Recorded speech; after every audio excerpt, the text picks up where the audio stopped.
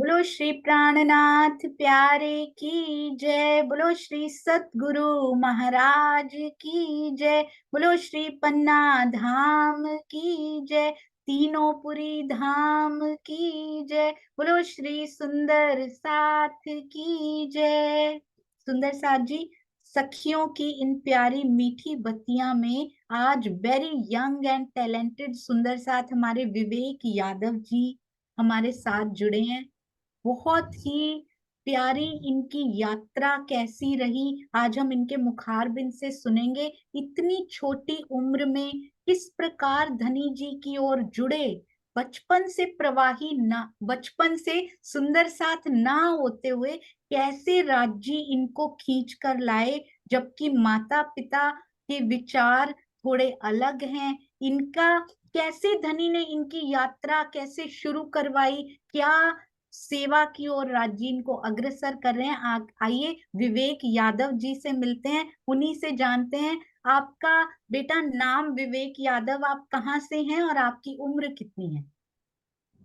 Ma'am, माता जी आवाज आ रही है? हाँ जी, बहुत अच्छी आ रही है बेटा। प्रणाम जी, सभी सुंदर साथ के चरणों में कोटि कोटि प्रणाम। प्रणाम जी। प्रणाम जी, सभी सुंदर साथ के चरणों में कोटि कोटि प्रणाम। प्रणाम जी बेटा, आप कहाँ से हैं और आपकी उम्र कितनी है? माता जी, मैं कानपुर से पास पड़ता है, 50 किलोमीटर पहले कालपी पड़ता है। जो जी। कालपी आपने सुना होगा अभी तक में। हाँ जी। तो कालपी से पासी में है पुखराया। जी। वहीं से है, पुखराया से हूँ मैं। और और आपकी उम्र कितनी है? 24 वर्ष का हूँ मैं, 24 साल का। 24 साल के सुंदर साथ जी, युवा सुंदर साथ, आप अपनी यात्रा बताइए। किस प्रकार से आप किनको मानते थे, कैसे बचपन से प्रमुख प्रमुख घटनाएं हम सब सुंदर साथ को बताइए, ताकि युवा पीढ़ी को इससे बहुत प्रेरणा मिले। हाँ जी। माता जी, हमारे घर में परमात्मा को कोई नहीं मानता था। और जो पापा लोग थे वो वृंदावन जाते थे बचपन से। पहले मैं देवी जी की पूजा करता था। और उसके बाद एक वृंदावन के संत थे, विजेंद्र मुनि जी। जब वो मेरे घर में आए तो उन्होंने बताया कि श्री कृष्ण जी परमात्मा है। तो उसके बाद मैं कृष्ण जी की पूजा करने लगा और पापा के साथ वृंदावन जाता था। फिर मुझे हॉस्टल भेज दिया गया कानपुर में पढ़ने के लिए। और हॉस्टल में मैं रहता था, वहीं पढ़ाई करता था। और धीरे धीरे समय निकलता गया। जब मैं 20 साल का हुआ तो लखनऊ गया पढ़ने के लिए। और वहाँ एक दिन मुझे सुंदर प्राणनाथ जी का एक आर्टिकल पढ़ने को मिला। उसमें त्रिधा लीला लिखी हुई थी और प्राणनाथ जी के बारे में लिखा हुआ था। तो मैंने उसके विषय में पढ़ा। और फिर मैंने उसे यूट्यूब में सर्च किया। तो फिर नहीं मिला तो मैं इस यूट्यूब में सर्च किया करता था कि परमात्मा कौन है, गीता के अनुसार परमात्मा कौन है। तो बहुत सारे मिलते थे, कोई कुछ भी बताता था। तो एक बार स्वामी जी का मिला कि गीता के अनुसार परमात्मा कौन है। तब स्वामी जी ने कुछ और बताने लगे कि अक्षर से परे उत्तम पुरुष है, वो परमात्मा है। तो मुझे लगा कि ये कैसे हो सकता है, श्री कृष्ण कहते हैं कि मैं खुद परमात्मा हूँ। तो उसके बाद मैंने सोचा कि मैं स्वामी जी से मिलूं। तो उसके बाद लेकिन कोई कांटेक्ट ही नहीं था, हमारे यहाँ कोई सुंदर साथ ही नहीं थे आसपास। तो धीरे धीरे उसके बाद मैंने अमित जी हैं दिल्ली के सुंदर साथ, अमित गुप्ता जी, उनसे मैंने कांटेक्ट मांगा। तो उन्होंने बताया कि सरसावा सहारनपुर में स्वामी जी रहते हैं ज्ञानपीठ में। तब स्वामी जी, मैंने प्रयास किया, कोई नंबर नहीं था। तो स्वामी जी को कैसे मेरा नंबर मिला मुझे नहीं मालूम। स्वामी जी कानपुर आने वाले थे, उन्होंने मुझे फ़ोन किया कि विवेक, मैं कानपुर आ रहा हूँ, तुम आ जाओ कानपुर। तो मैं कानपुर गया, गोविंदपुरी जो मंदिर है गोविंदपुर में, गोविंद नगर में। तो स्वामी जी रात को आए थे 7 बजे तक। तो उसके बाद जब स्वामी जी मिले, तब स्वामी जी को मैंने पहली बार देखा। तो उसके बाद मेरी फिर स्वामी जी से के साथ यात्रा शुरू हुई। और फिर स्वामी जी ने मुझे अपने पास बैठाला।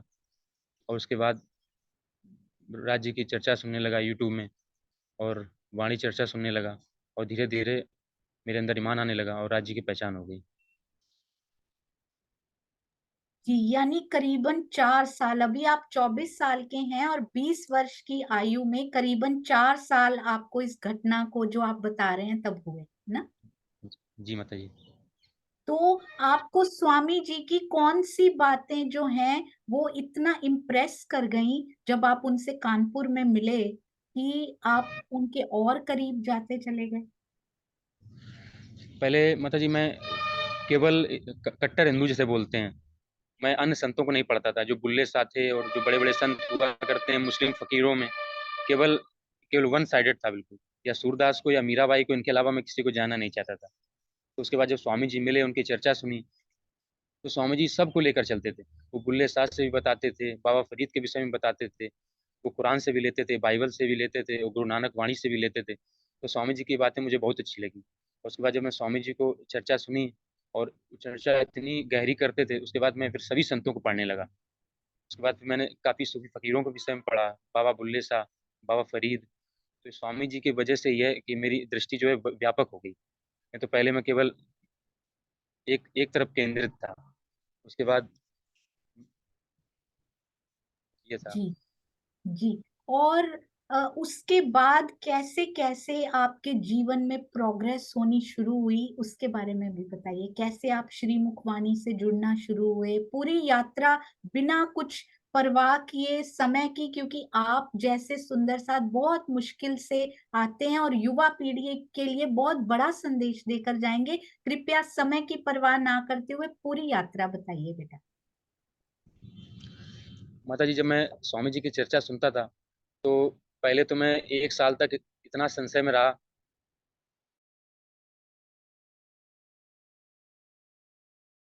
सोचता था कि क्या सारी 150 करोड़ देश की आबादी, क्या सभी परम धाम की आत्माएं हैं? मुझे ये नहीं मालूम था कि 12,000 ब्रह्म सृष्टियां आई हैं संसार में खेल देखने के लिए। तो मैं, कैसे संभव है? कोई शराब पी रहा है, कोई मांस खा रहा है, ये सब परम धाम की आत्माएं कैसे हो सकती हैं? लेकिन कोई संशय को समाधान करने वाला कोई होता ही नहीं था। किससे बात करें? कोई सुंदर साथ भी नहीं था। जब मैं चर्चा सुनता था स्वामी जी की, कि स्वामी जी से डायरेक्ट क्वेश्चन पूछ सकूं, तो अब राज्य की ऐसी मेहर थी कि जो मेरे अंदर प्रश्न उठते थे, तो और मैं उसी को सुनता था, तो संशय दूर हो जाता था। लेकिन फिर भी दिन रात बस वही नशा रहता था कि जब तक पूरी जानकारी नहीं हो जाएगी, तब तक। जी की चर्चा मैंने सुनी। जी। जी, हाँ जी, आप बोलते रहिए। तो स्वामी जी की चर्चा सुनी, और उसके बाद जब स्वामी जी से मिले, उसके 2 साल बाद मुझे पन्ना जी जाने का अवसर मिला। पापा लोग जाने नहीं देते थे, प्रभाई थे सभी लोग, चाचा लोग मना करते थे कि ये बाबा लोगों के चक्कर में पड़ गया है ये, क्योंकि वो लोग नहीं मानते। तो काफ़ी इसमें नास्तिकवाद चल रहा है बौद्ध धर्म का। तो उसके भी प्रभाव में थे, कहते हैं कोई परमात्मा नहीं होता, कोई ईश्वर नहीं होता। तो मैं सोचता कैसे जाऊं, कैसे स्वामी जी से मिलूं। पन्ना जी के दर्शन तो बड़े मुश्किल थे कि पन्ना जी जाना, कहते हैं अरे वृंदावन जाओ, वहाँ क्या रखा है, कहते हैं। मना करते थे। तो स्वामी जी की कृपा हुई, स्वामी जी से फिलहाल उस समय मैंने तारतम नहीं लिया था।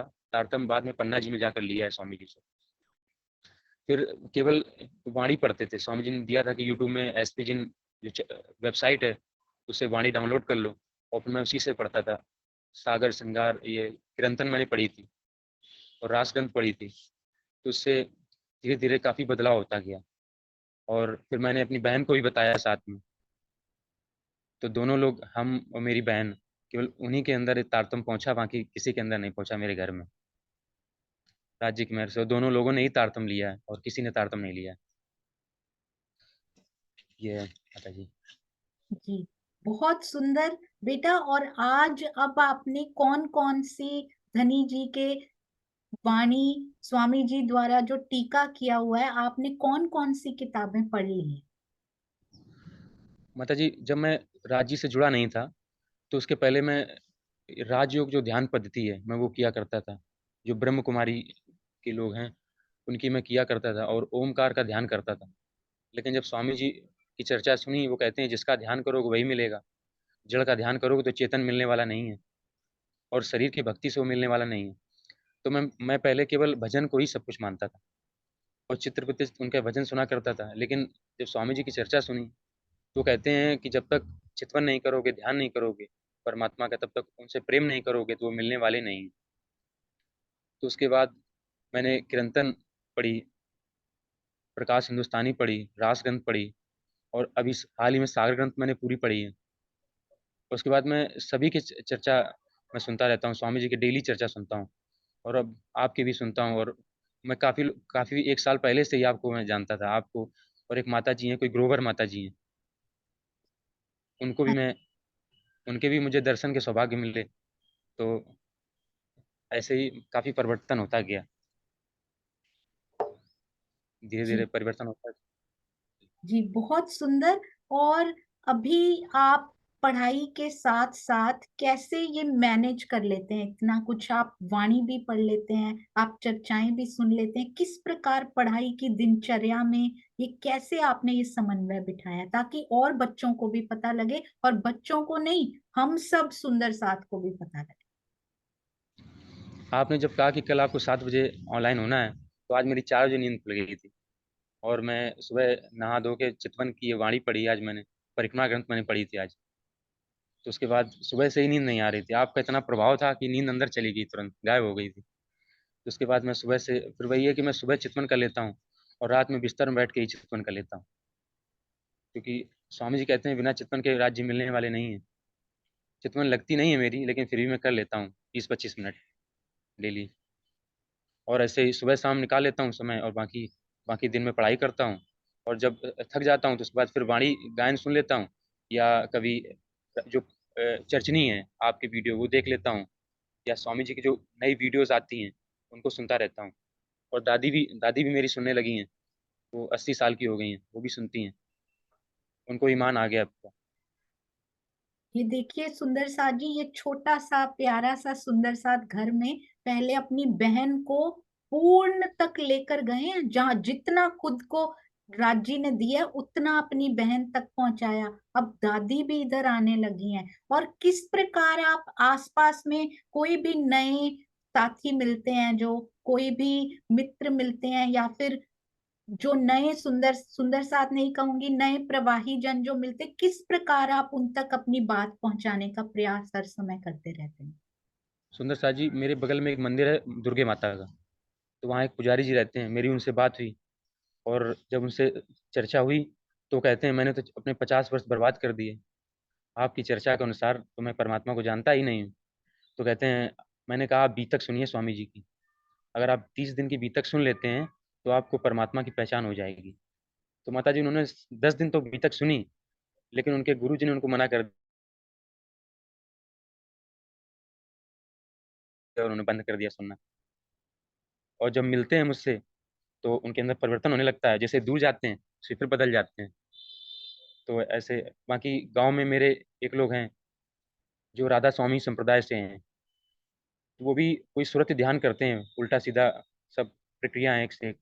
तो जब मैंने उनको बताया कि आप जिसका ध्यान करोगे वही तो मिलेगा आपको, तो कहते हैं, जब मैंने उनको स्वामी जी से मिलवाया तो स्वामी जी की इतनी कृपा हुई कि केवल एक बार दर्शन किया उन्होंने और उनके अंदर परिवर्तन हो गया। आज दिन रात वो खिलवत वाणी पढ़ते रहते हैं दिन रात, और उनको केवल पहली बार में, और उनकी 70 साल एज हो गई है।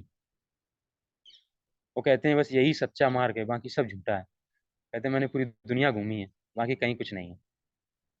इस और प्रकार की जागनी करता हुआ बच्चा सुंदर साथ जी, ये पहली बार मैंने तो अपनी जिंदगी में पहली बार ऐसे देखा है। बच्चा जो चितवन भी करता है दोनों टाइम, हमें हर समय कहा जाता है हमें करनी चाहिए, और ये अभी 4 साल हुए हैं जुड़े हुए। कितने सुंदर साथ को साथ में जागनी करके वो सूत काट काट के स्वयं का तो काट ही रहे हैं, दूसरों को भी काटने में मदद कर रहे हैं। अति सुंदर स्वामी जी से मिलवा रहे हैं, जहां से खुद को मिला दूसरों को भी मिले। हाँ जी बेटा, प्लीज कंटिन्यू। माता जी, दादी को मेरी दिखाई नहीं पड़ता ज़्यादा, उनकी आंखें कमजोर हैं। तो स्वामी जी ने उनसे फ़ोन कर बोला था, बात करी थी, बोले थे तुम आप केवल राज श्यामा ही बोलते रहिए 24 घंटा, उसी से आपका कल्याण हो जाएगा। तो दादी ने उसी को मंत्र मान लिया है, वो पढ़ नहीं पाती हैं तो बस केवल राज श्यामा ही बोलती रहती हैं। राज श्यामा जी श्री प्राणनाथ, राज श्यामा जी श्री प्राणनाथ, केवल वही बोलती हैं, रात में भी वही बोलती हैं। अब उन्होंने सब छोड़ दिया, उन्होंने मंत्र लिया था विष्णु भगवान का, सभी बंद कर दिया है। बजरंगबली की पूजा करती थी वो भी बंद कर दिया, सब कुछ बंद कर दिया, केवल राज श्यामा ही दादी बोलती हैं। और अब बहन जो मेरी है, वो पहले मैंने जब उनको बताया कि राज जी ने ब्रज में लीला करी है, तो वो डायरी में राधा कृष्ण लिखा करती थी, डायरी में। तो मैंने कहा राज जी ने लीला करी है, तो उनको ईमान आया थोड़ा, तो वो राज श्यामा लिखने लगी। तो फिर उनको लगा ये राज नाम तो पहली बार सुना है, तो हो सकता है झूठ हो, तो पुनः वो राधा कृष्ण लिखने लगी। तो जब वो स्वामी जी से दर्शन किया, जो स्वामी जी ने जब उनको हाथ रखा, तो उनके अंदर से सब निकल गया। अब वो केवल राज श्यामा ही लिखती हैं, और अब उनके अंदर बहुत ईमान आ गया है, सभी के अंदर। छोटी बहन भी है मेरी एक, वो भी राज जी को ही मानती है। और दादी, बाकी पापा मम्मी और चाचा चाची, ये लोग अभी नहीं मानते हैं। कोई बात नहीं बेटा, आपकी रहनी देख कर सारे इसके प्रवाह में जरूर बह जाएंगे। अति सुंदर। सुंदर साथ जी, आपने बीच में सुना, उन्होंने कहा 70 वर्ष के हैं वो, जिनको इन्होंने बताया एक बार स्वामी जी से मिले और परिवर्तन स्टार्टेड। हम कितनी बार मिल चुके हैं और कितना परिवर्तन आता है सुंदर साथ जी, ध्यान दीजिएगा इस बात पे। एक एक बात सीखने वाली है। और आप कहाँ कहाँ साहित्य अपना बांटते रहते हैं वो भी बताइए विवेक।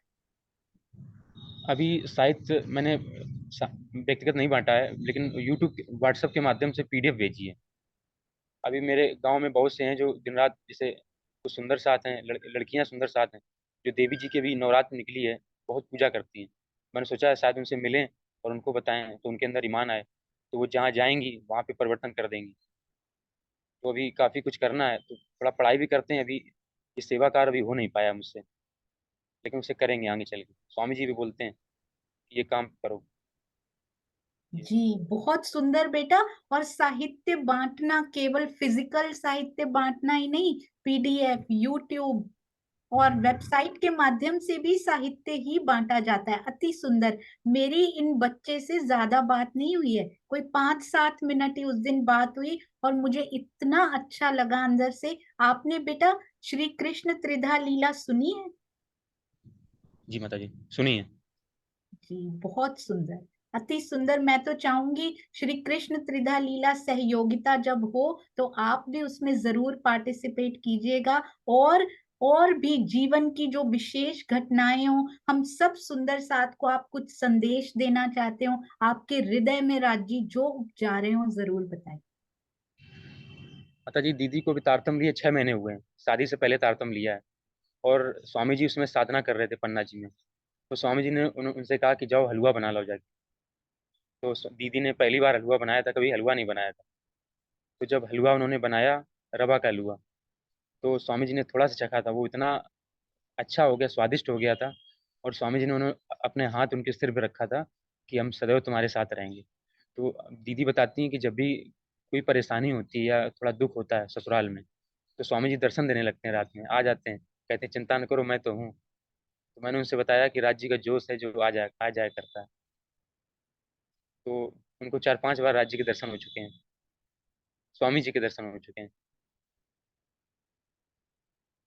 तो ऐसे स्वामी जी, दीदी पे बड़ी कृपा है स्वामी जी की। अभी मुझे फिलहाल नहीं होते हैं, लेकिन दीदी को होते हैं। जी सब पर डिफरेंट प्रकार की कृपा वो करते हैं। आप पर अलग तरह की, दीदी की लीला अलग तरह की, क्योंकि वो ससुराल में है, वो मिलने नहीं जा पाती तो उनके पास आ जाया करते हैं। आप मिलने जा पाते हैं तो उन आपसे वहां मिल लिया करते हैं, और अंदर कितनी प्रेरणा इस युवावस्था में भर दिया करते हैं सतगुरु। अति सुंदर बेटा। ऐसे ही अपनी सेवाओं में आगे बढ़ते रहिए, और हम सब सुंदर साथ के हृदय के तारों को ऐसे ही झंकार उनमें पैदा करते रहिए, झंकृत करते रहिए। अति सुंदर। और सुंदर साथ जी लिख रहे हैं, उनके लिए मैंने पहले ही प्रार्थना कर दी है कि आपकी दीदी से भी मिलना है एक दिन, जैसे ही वो मायके में आए। तो दिस इज योर सेवा, योर रिस्पॉन्सिबिलिटी कि उस दिन आप जरूर हम सबको बताइएगा, चाहे अगले ही दिन हो या उसी दिन हो, तो आपकी दीदी को जरूर यहाँ पर हम सब सुंदर साथ सुनना चाहेंगे। यदि आप और कुछ भी कहना चाहते हैं तो प्लीज से दिस बेटा। माता जी, जब मैं, स्वामी जी ने मुझे बुलाया, दीदी की शादी स्वामी जी साधना करने चले गए पन्ना जी में। तो स्वामी जी ने, ओमनाथ जी एक सुंदर साथ हैं कलिम्पोंग के, तो उन्होंने फ़ोन किया कि आ जाओ। तो पापा ने मना कर दिया कि सर्दी बहुत है, दिसंबर में यहाँ सर्दी काफ़ी पड़ती है, नहीं जाएंगे। तो स्वामी जी ने बोल दिया कि उनसे बोल दो कि रास्ते में कोहरा नहीं,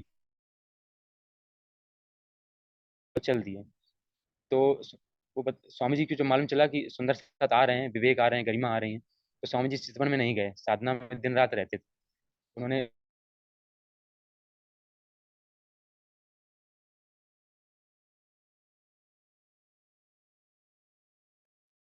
स्वामी जी ने उनसे मिले स्वामी जी से, और वो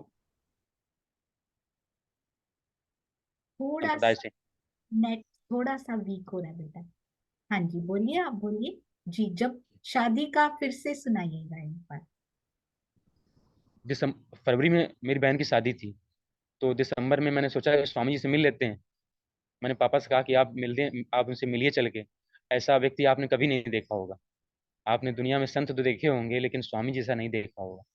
मैंने कहा आप एक बार दर्शन तो करिए चल के। तो मैंने अपने गांव वालों से भी कहा, जो राधा स्वामी संप्रदाय से थे।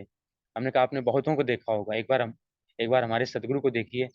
अगर आप उनको देखेंगे तो आप रब को देख लेंगे। एक बार चलिए। तो मैंने उनसे विनती करी, और वो कहते हैं अरे हमने बहुत संत देखे हैं, उनको देख कर हम बता देंगे कैसे संत हैं। तो मैंने कहा चलिए, तो आप उनके दर्शन तो करिए। तो जब उन्होंने स्वामी जी को देखा तो साष्टांग लेट गए उनके सामने। कहते हैं ऐसा तो मैंने आज तक नहीं देखा है। पापा भी लेट गए उनके सामने कि ऐसा व्यक्ति तो मैंने आज तक नहीं देखा। और दीदी के अंदर पूरे भ्रम निकल गए, उनके अंदर ईमान आ गया।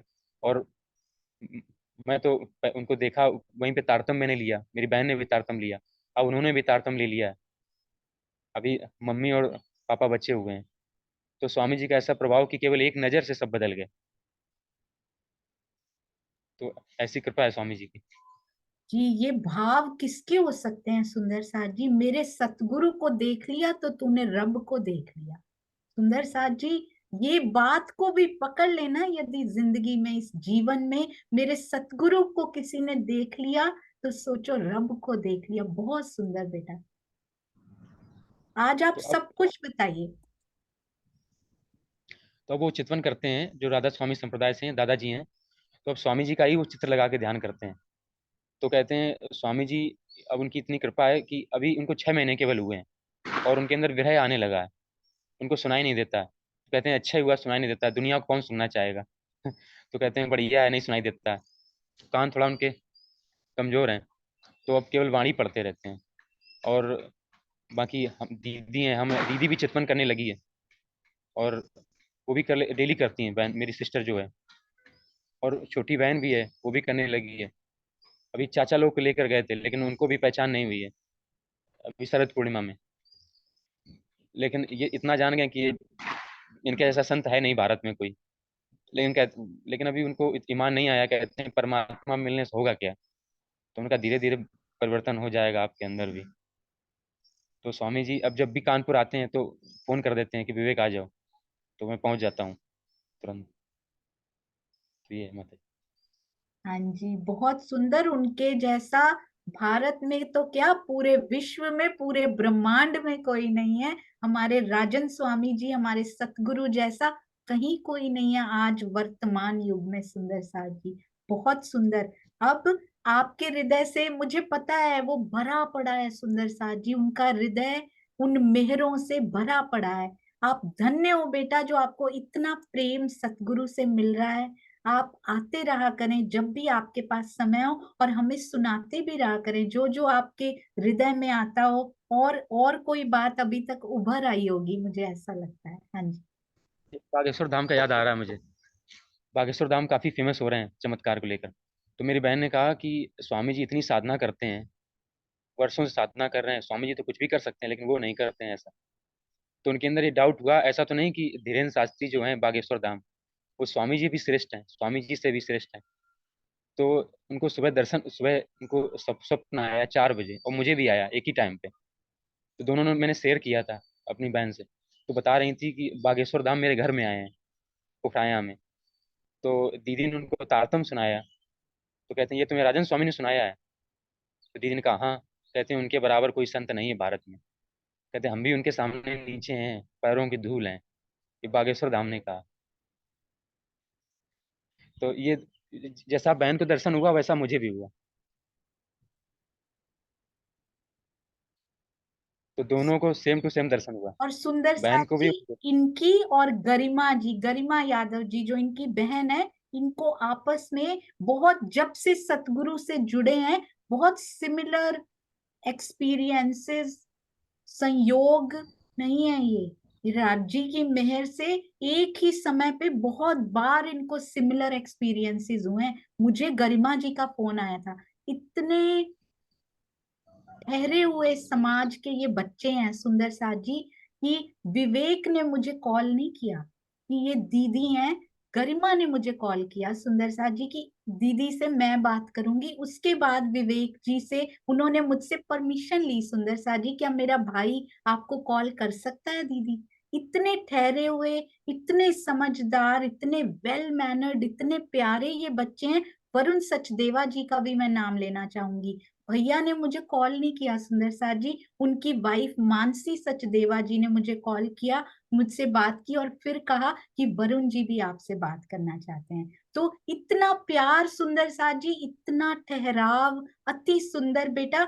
बहुत सुंदर आपकी यात्रा, और भी आपके हृदय में हो, क्योंकि पता नहीं ये पल दोबारा मिलेंगे या नहीं, कब मिलेंगे। आप पूरा बताइए, हम पूरा जानना चाहते हैं, अगर और भी आपके हृदय में कुछ आ रहा है। एक्सपीरियंस तो बहुत हैं, लेकिन माता जी अभी याद नहीं आ रहे हैं मुझे। बहन के साथ भी बहुत हुए हैं। अभी हाल ही में वो ससुराल में थी, तो उनकी सासू माता ने कहा कि ये किसकी तुम पूजा करती हो, ध्यान में बैठ जाती हो। कहते हैं इससे अच्छा तुम्हें पुजारी से पूजा करनी चाहिए, ये यहाँ तुम क्यों आ गई हो। तो अब उन्होंने कहा कि ये सब वाणी ये हटाओ, और जो कांटेक्ट हैं स्वामी जी के सब कट करो, ये सब हटाओ, डिलीट करो। तो गणेश जी रखे हुए थे, तो उन्होंने सोचा कि वाणी के ऊपर रख दें। तो गणेश जी को वाणी के ऊपर रखना चाहा, तो आग लग गई। दीपक जल रहा था तो उनकी साड़ी जल गई पूरी। तो गणेश जी नीचे गिरे, गणेश जी फूट गए, दो टुकड़े हो गए गणेश जी के। तो वाणी के ऊपर रख नहीं पाई। तो ऐसे ऐसे अनुभव हुए हैं बहन को, और अब सब सरेंडर हो गए हैं। ये जी बहुत सुंदर देखा सुंदर साथ जी, प्रैक्टिकली एक्सपीरियंस जो होते हैं इतने छोटे, ये छोटे सुंदर साथ नहीं है, ये अंदर से बहुत बड़े सुंदर साथ हैं, बहुत गहरे, बहुत गुज, बहुत डीप गए हुए सुंदर साथ हैं, जो धनी के हृदय का रस किया करते हैं। आपके चरणों में कोटान कोट प्रणाम जी बेटा। हम सब की रहनी आपके समान बने, मैं तो यही शुभकामना करती हूँ, और आपके मुख से ही जयकारा भी आप ही लगाइए बेटा। एक बात मैं बोलना चाहता हूँ जी मैं वही कि चाह रही थी एक्चुअली में। आपकी मैं जब चर्चा पहली बार सुना था, तो मेरी बहन बोली थी कि काश आपके आपसे एक दिन बात होगी। तो मैंने कहा राजी चाहेंगे तो एक दिन जरूर बात होगी। तो अब देखिए 1 साल बाद ऐसा समय आया कि आपने आपने दीदी से बात की, गरिमा से, और उनसे बात हो गई और मुझसे भी बात हो गई। तो मैंने इच्छा की थी कि आपसे बात होगी, और जो ग्रोवर माता जी हैं उनसे भी मैं मिलूंगा, कभी दर्शन करूंगा। तो पन्ना जी में वो मिली, तो मैंने उनके चरण स्पर्श किए, किरण माता के भी चरण स्पर्श किए। तो मुझे काफी सौभाग्य मिला। उस दिन आशीष जी भी आए थे, उनके भी मैंने चरण स्पर्श किए। तो सुंदर साथ को देखकर मेरे आंखों में आंसू आ जाते थे। तो उसके बाद धीरे धीरे ऐसे ही प्रेम बढ़ता गया। प्रणाम जी बेटा। हम लोग तो इस लायक हैं भी नहीं कि आप इच्छा करो हमसे बात हो जाए और 1 साल तक आपको रुकना पड़े, मुझे तो पता ही नहीं था इस बात का पहले। ये धनी की बहुत मेहर है जो आप जैसे सुंदर साथ से बात होती है। ऐसे और सुंदर साथ जी जरूर जरूर, यदि कोई इंतजार भी कर रहे हो ना, आई एम नॉट, हम सुंदर साथ सारे नॉट वर्थ वेटिंग। आप अभी फोन उठाइए, अभी कॉल कर लीजिए। शायद यही संदेश विवेक जी से जाना है। कोई सुंदर साथ स्वामी जी को कॉल करते हुए शायद सोचना पड़े, क्योंकि वो साधना उनकी डिस्टर्ब ना हो, पर हम जैसे सुंदर साथ के लिए कभी ना सोचिएगा, जरूर कॉल कीजिए। ये तो हम सबका सौभाग्य होगा। बहुत बहुत धन्यवाद इतना प्रेम देने के लिए। आपके चरणों में कोटान कोट प्रणाम जी। आप कभी जय। सुंदर साथ को प्राणनाथ प्यारे की जय, सतगुरु महाराज की जय, जय। पन्ना परम धाम जय, सभी सुंदर साथ की जय। प्रणाम जी, सभी प्रणाम। सुंदर साथ के धाम में प्रणाम जी। प्रणाम जी, प्रणाम जी।